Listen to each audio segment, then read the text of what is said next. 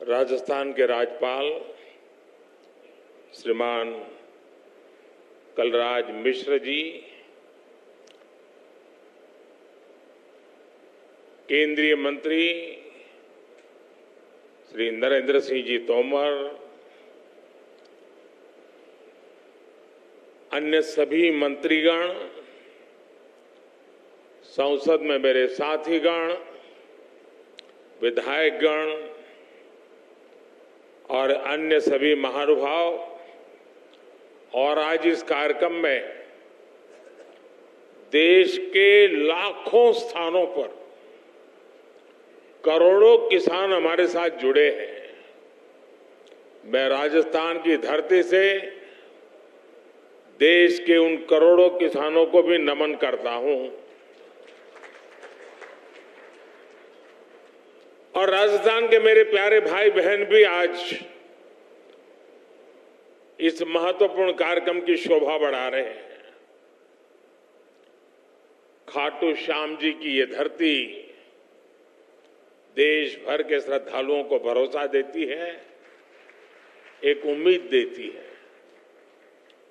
मेरा सौभाग्य है कि आज मुझे वीरों की भूमि शेखावटी से देश के लिए अनेक विकास परियोजनाओं को शुरू करने का अवसर मिला है। आज यहां से देश के करोड़ों किसानों को पीएम किसान सम्मान निधि के लगभग 18,000 करोड़ रुपए भेजे गए हैं, सीधे उनके बैंक खाते में जमा हुए हैं। आज देश में 1,25,000 पीएम किसान समृद्धि केंद्रों की शुरुआत की गई है। गांव और ब्लॉक लेवल पर बने इन पीएम किसान समृद्धि केंद्रों से करोड़ों किसानों को सीधा लाभ होगा। आज 1,500 से ज्यादा एफपीओ के लिए, हमारे किसानों के लिए open network for digital commerce यानी ONDC का लोकार्पण भी हुआ है। इससे देश के किसी भी कोने में बैठे किसान के लिए अपनी उपज बाजार तक पहुंचाना और आसान हो जाएगा। आज ही देश के किसानों के लिए एक नया यूरिया गोल्ड भी शुरू किया गया है। इनके अलावा राजस्थान के अलग अलग शहरों को नए मेडिकल कॉलेज और एकलव्य मॉडल स्कूल का उपहार भी मिला है। मैं देश के लोगों को, राजस्थान के लोगों को और खासकर मेरे किसान भाई बहनों को बहुत बहुत शुभकामनाएं देता हूं, बहुत बधाई देता हूं। साथियों, राजस्थान में सीकर और शेखावटी का ये हिस्सा एक प्रकार से किसानों का गढ़ है।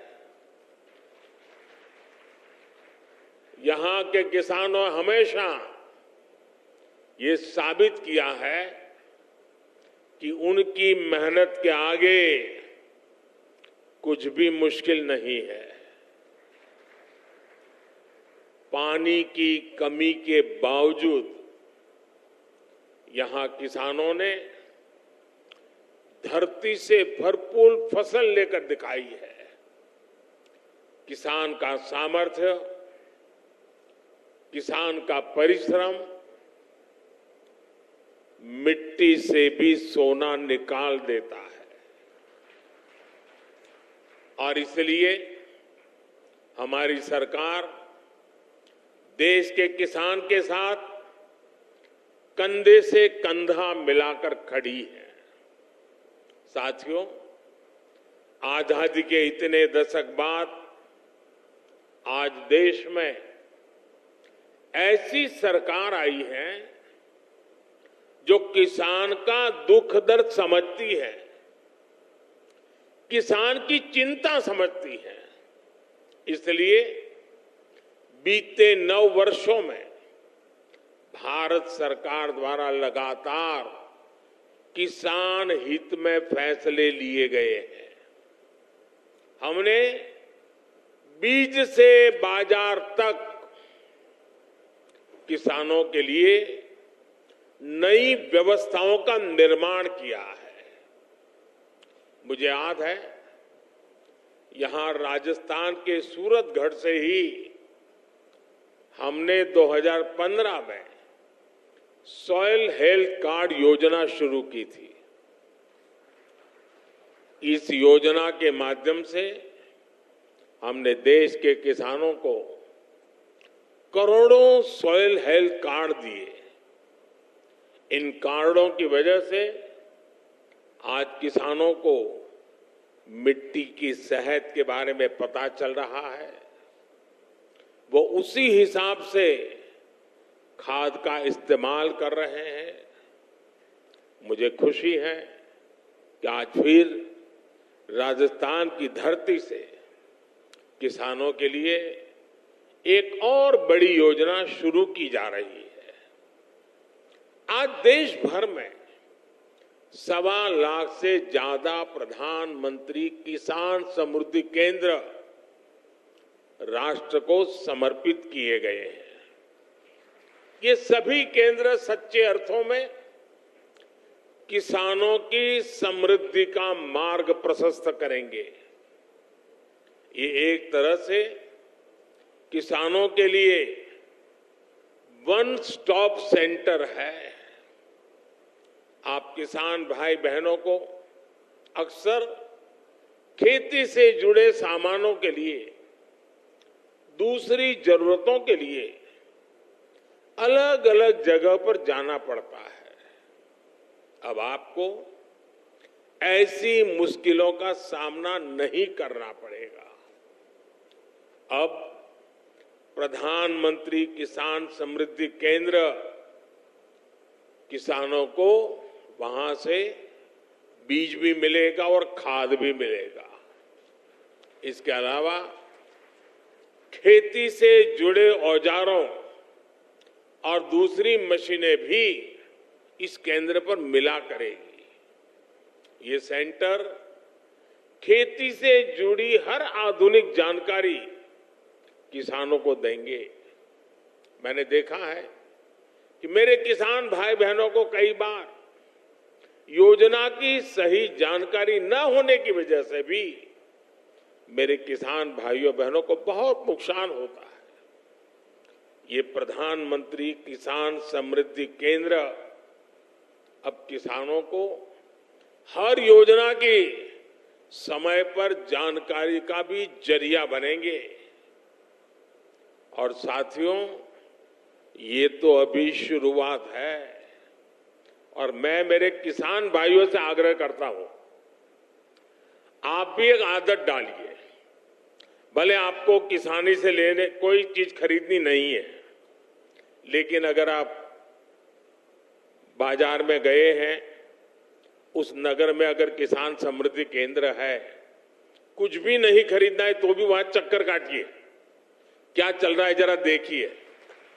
आपने देखा होगा हमारी माताएं बहनें सब्जी लेने जाती है, लेकिन अगर कहीं साड़ी की दुकान दिखा दी, नहीं भी खरीदना होगा लेकिन चक्कर काटेगी, नया क्या आया है, वैरायटी कौन सी आई है, जरूर देखेगी।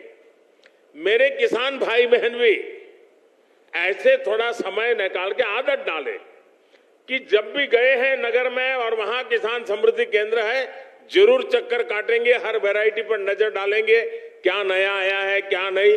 देखते रहेंगे। आप देखिए बहुत बड़ा लाभ होगा। साथियों, इस साल के अंत तक देश में 2.25 लाख से ज्यादा प्रधानमंत्री किसान समृद्धि केंद्र और बनाए जाएंगे। 2.25 लाख।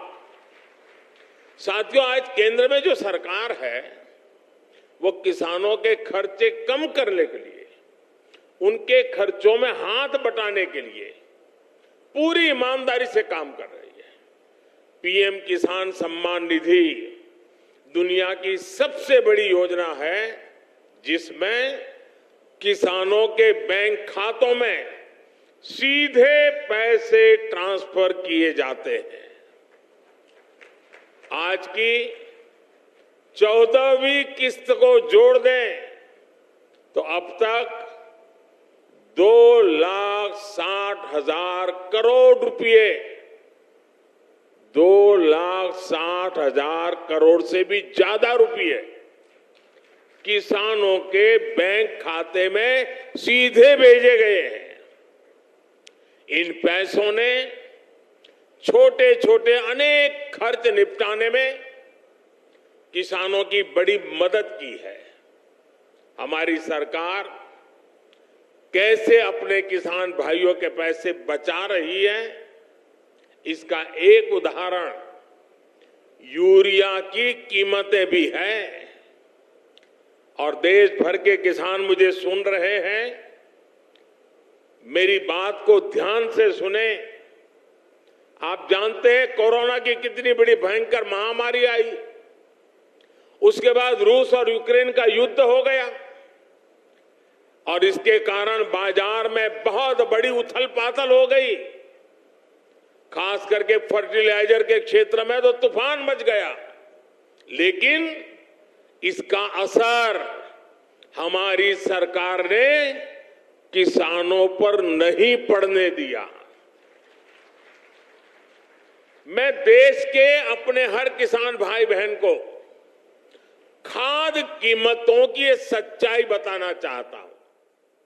आज भारत में यूरिया की जो बोरी हम किसानों को 266 रुपये में देते हैं, उतनी ही यूरिया हमारे पड़ोस में पाकिस्तान के किसानों को करीब करीब 800 रुपये में वो बोरा मिलता है। आज भारत में यूरिया की जो बोरी हम किसानों को 266 रुपये में देते हैं, उतना ही यूरिया बांग्लादेश के किसानों को वहां के बाजार में 720 रुपये में मिलता है। आज भारत में यूरिया की जो बोरी हम किसानों को 266 रुपये में देते हैं, उतनी ही यूरिया की बोरी चीन में किसानों को 2100 रुपये में मिलती है। और आप जानते हैं अमेरिका में यूरिया की यही बोरी आजकल कितने रुपये में मिल रही है?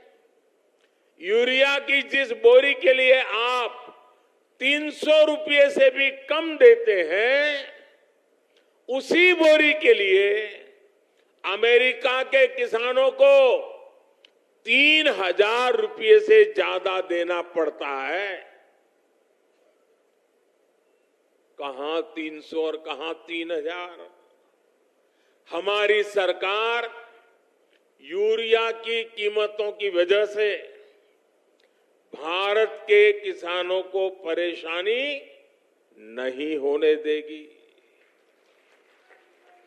और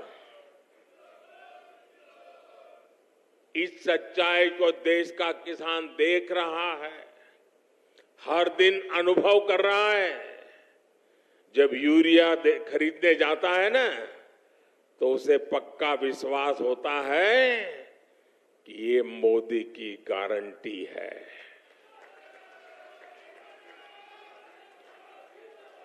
गारंटी किसको कहते हैं, वो किसान को पूछोगे तो पता चलेगा। साथियों, राजस्थान में आप सभी किसान अपनी मेहनत से बाजरा जैसे मोटे अनाज उगाते हैं और हमारे देश के अलग अलग कोने में अलग अलग प्रकार से मोटे अनाजों की खेती होती रहती है। अब हमारी सरकार ने मोटे अनाजों के लिए श्री अन्न की उसे पहचान दी है। श्री अन्न के नाम से सारे मोटे अनाज पहचाने जाए। हमारी सरकार भारत के मोटे अनाजों श्री अन्न को दुनिया के बड़े बड़े बाजारों में ले जा रही है। सरकार के प्रयासों की वजह से अब देश में श्री अन्न का उत्पादन, उनकी प्रोसेसिंग, उनका एक्सपोर्ट सभी कुछ बढ़ रहा है। और मुझे पिछले दिनों अमेरिका में व्हाइट हाउस में राष्ट्रपति बाइडेन के निमंत्रण में भोजन के लिए जाने का अवसर आया और मुझे खुशी हुई कि उस थाली में भी हमारे मोटे अनाज की डिश थी। साथियों, ये जो प्रयास चल रहे हैं इसका बहुत बड़ा लाभ हमारे देश के, हमारे राजस्थान के उन छोटे किसानों को भी हो रहा है जो मोटे अनाज श्री अन्न की खेती करते हैं। ऐसे कितने ही काम आज देश में हो रहे हैं जिनसे किसानों के जीवन में बहुत बड़ा बदलाव आ रहा है। साथियों, भारत का विकास तभी हो सकता है जब भारत के गांवों का विकास हो। भारत विकसित भी तभी बन सकता है जब भारत के गांव विकसित हो। इसलिए आज हमारी सरकार भारत के गांवों में हर वो सुविधा पहुंचाने का काम कर रही है जो शहरों में मिला करती है। आप सब जानते हैं कि एक समय था जब देश की एक बड़ी आबादी स्वास्थ्य सेवाओं से वंचित रहती थी। यानी करोड़ों करोड़ लोग हमेशा किस्मत के भरोसे अपना जीवन दांव पर लगा कर जीते थे। ये मान लिया गया था कि अच्छे अस्पताल तो दिल्ली, जयपुर में या बड़े शहरों में ही होते हैं। हम इस स्थिति को भी बदल रहे हैं। आज देश के हर हिस्से में नए एम्स खुल रहे हैं, नए मेडिकल कॉलेज खुल रहे हैं। हमारे इन प्रयासों का परिणाम है कि आज देश में मेडिकल कॉलेजों की संख्या बढ़कर 700 के पार हो गई है। 8-9 साल पहले राजस्थान में भी केवल 10 मेडिकल कॉलेज होते थे। आज राजस्थान में भी मेडिकल कॉलेजों की संख्या 35 हो गई है। इससे अपने ही जिले के आसपास अच्छे इलाज की सुविधा तो हो ही रही है। इनसे पढ़ाई करके बड़ी संख्या में डॉक्टर्स भी निकल रहे हैं। ये डॉक्टर्स छोटे कस्बों और गांवों में बेहतर स्वास्थ्य व्यवस्था का आधार बन रहे हैं। जैसे कि आज जो नए मेडिकल कॉलेज मिले हैं, इनसे बारां, बूंदी, टोंक, सवाई माधोपुर, करौली, झुंझुनू, जैसलमेर, धौलपुर, चित्तौड़गढ़, सिरोही और सीकर समेत कई इलाकों को लाभ होगा। इलाज के लिए अब लोगों को जयपुर और दिल्ली के चक्कर नहीं लगाने पड़ेंगे। अब आपके घर के पास अच्छे अस्पताल भी होंगे। गरीब का बेटा और बेटी इन अस्पतालों में पढ़कर डॉक्टर भी बन पाएंगे। और साथियों, आपको पता है हमारी सरकार ने मेडिकल की पढ़ाई को भी मातृभाषा में पढ़ाई कराने का रास्ता बना दिया है। अब ये नहीं होगा कि अंग्रेजी न जानने की वजह से किसी गरीब का बेटा बेटी डॉक्टर बनने से रुक जाए। और ये भी मोदी की गारंटी है।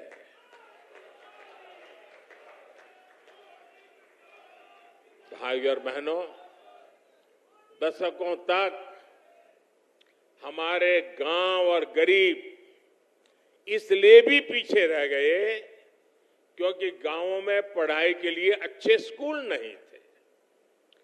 पिछड़े और आदिवासी समाज के बच्चे सपने तो देखते थे, लेकिन उनके पास उन्हें पूरा करने का कोई रास्ता नहीं होता था। हमने शिक्षा के लिए बजट बहुत बड़ी मात्रा में बढ़ाया, संसाधनों को बढ़ाया, एकलव्य आदिवासी स्कूल खोले। इसका बहुत बड़ा लाभ हमारे आदिवासी युवाओं को मिला है। साथियों, सफलता तभी बड़ी होती है जब सपने बड़े होते हैं। राजस्थान तो देश का वो राज्य है जिसके वैभव ने सदियों तक दुनिया को हैरान किया है।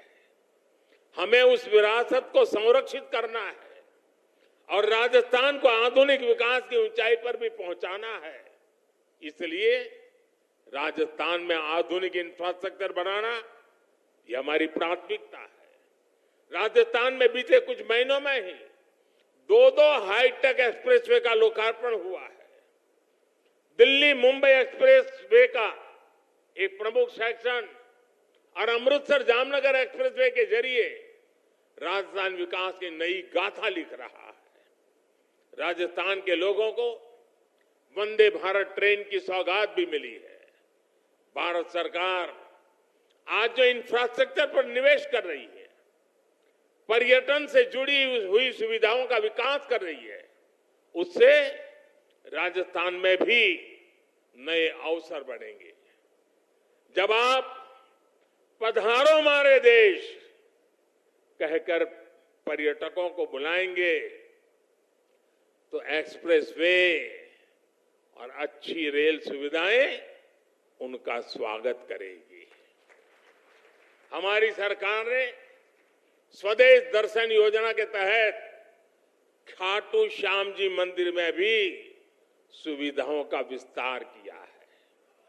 मुझे भरोसा है कि श्री खाटू श्याम के आशीर्वाद से राजस्थान के विकास को और भी गति मिलेगी।